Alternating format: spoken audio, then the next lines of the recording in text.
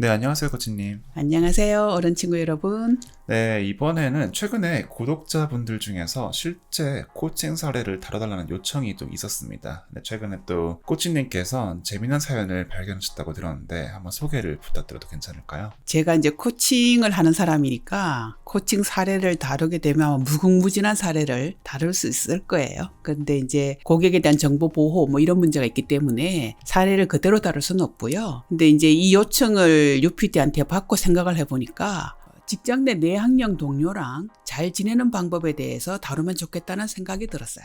어저께 제가 하루 종일 코칭하면서 굉장히 재밌는 경험을 했거든요. 성별도 다르고 나이도 다르고 업종도 다르고 그분이 맡고 있는 직무도 다른데 공통적인 속성이 모두 다 극내향이었어요. 그래서 그분들을 코칭하면서 이분들이 회사 내에서 일할 때 동료들이 어려워하는 포인트가 있겠구나. 이런 것들을 목격하게 되었거든요. 그 얘기를 오늘 좀 다뤄드리려고 합니다. 그래서 제가 진단도 안 해보고 어떻게 내향인 줄 알았을까요? 외향은 일단 말로 자기를 표현하기 시작해요. 근데 내향들은 뭘로 표현하는지 아세요? 일단 눈이에요. 눈동자가 움직여요. 제일 먼저 움직이는 게. 그 다음에 내향형들은 새로운 사람 만나면 처음에 눈을 잘 못 맞춰요. 그러면 이 사람 내향이구나. 거의 틀림이 없습니다. 그래서 어저께도 오전부터 만난 분이 첫 만남에 겨우 인사하고 난 다음에 바로 눈길을 돌리더라고. 그래서 속으로 이분 내향이구나 이렇게 생각을 했거든요. 그래서 일단은 이제 불안한 눈길을 어디에 둬야 될지 모르겠고 뭐 이런 것들이 이제 내향의 자기 보호, 자기 방어적인 이제 행동인데요. 어떤 일이 벌어질 것인가? 자신이 예를 들어서 통제 못할 일이 벌어질 것인가? 이런 이제 걱정과 염려 때문에 눈빛이 흔들리는 거거든요. 그러니까 외향이 내향한테 다가갈 때는 갑자기 들이닥치면 안 돼요.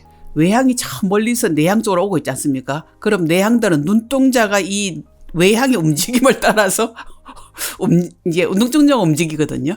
내향들은 이제 마음의 준비가 필요한 사람들입니다. 그래서 직장 내 동료가 아마 내향이야 이렇게 느껴진다면 한꺼번에 예고 없이 그 사람한테 갑자기 질문을 던진다거나 지나가다 갑자기 예고하지 않은 상황에서 이렇게 툭 치고 예를 들어서 쳐들어온다거나 이런 것들이 내향한테는 무례하게 보이기도 하고 그 다음에 되게 나한테 부담을 주는 사람이라는 느낌을 가지게 돼요. 만약에 내향한테 뭐 물어볼 게 있으면 사내 메신저나 이런 걸 통해서 내가 이게 궁금한데 답을 좀 주실 수 있을까요? 라고 먼저 예고편을 날리셔야 돼요. 지나가다 갑자기 물어본다거나 그러면 이 사람들은 당황하게 되면 자기가 대답을 잘 못했다는 불쾌감이 남게 되거든요. 그래서 내향형이 유능한 사람이 자기가 무능해진다는 느낌을 갖도록 만들지 마셔라 이렇게 제가 조언을 좀 드리고 싶고요.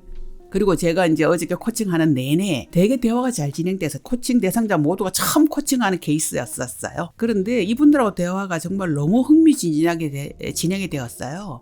그래서 비결이 뭔가 저 스스로 제가 복기를 해보니까 이 사람들이 익숙한 주제로 대화를 시작했던 게 비법이었던 것 같아요.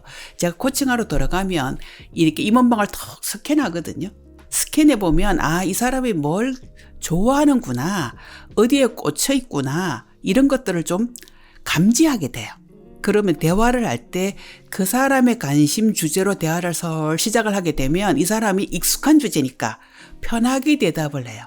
편하게 대답을 하면서 저하고 이제 약간 라포 형성되잖아요. 그러면 그 다음에 핵심 주제로 들어가도 별로 저항감 없이 얘기를 쉽게 해요. 그래서 어저께 마지막 코칭을 저한테 받으신 임원분은 자기가 이걸까지 고백하게 될 줄은 몰랐다.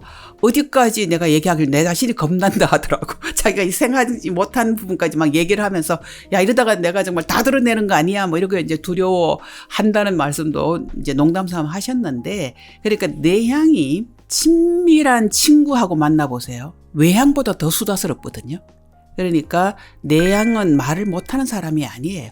말할 사람을 가리는 사람들이에요. 너무 쉽게 훅 들어가 버리면 그 사람은 오히려 문이 닫혀버린다. 이런 거 좀 기억하시면 좋을 것 같고요. 제일 내향 동료랑 일할 때 주의하셔야 될 것은 속도입니다. 내향들은 자기 안에서 정보가 처리되는 시간이 필요한 사람들이에요. 그래서 그 시간만 충분히 주잖아요.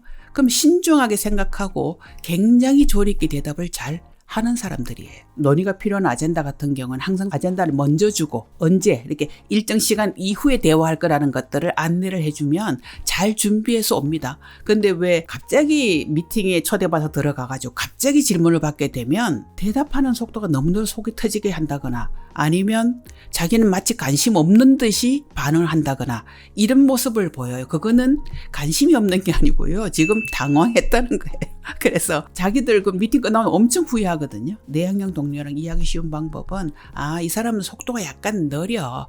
그렇지만 굉장히 꼼꼼하고 신중해. 그래서 보통 실수가 이렇게 좀 적은 편이야. 이런 가치를 좀 생각하셔서 내가 속도를 약간 늦춰주는 것이 외향들이 내향과 일하는 방법입니다. 그래서 동료들이 내향이라서 어려워요. 이런 생각을 하시기 전에 그 동료의 취향은 뭐지? 관심사는 뭐지? 중요하게 생각하는 일방식은 뭐지? 이런 걸 좀 호기심 있게 관찰하시게 되면 쉽게 대화의 물꼬를 틀 수 있으실까라고 봅니다. 오늘 얘기를 요약하자면 내향형 동료랑 이제 합기를 하려면 첫 번째, 내향형 동료가 익숙한 환경으로 시작하셔라. 그분이 친밀한 상황이 되었을 때 말을 잘하니까. 두 번째, 속도에 대한 배려를 하십시오. 이 두 가지입니다. 감사합니다.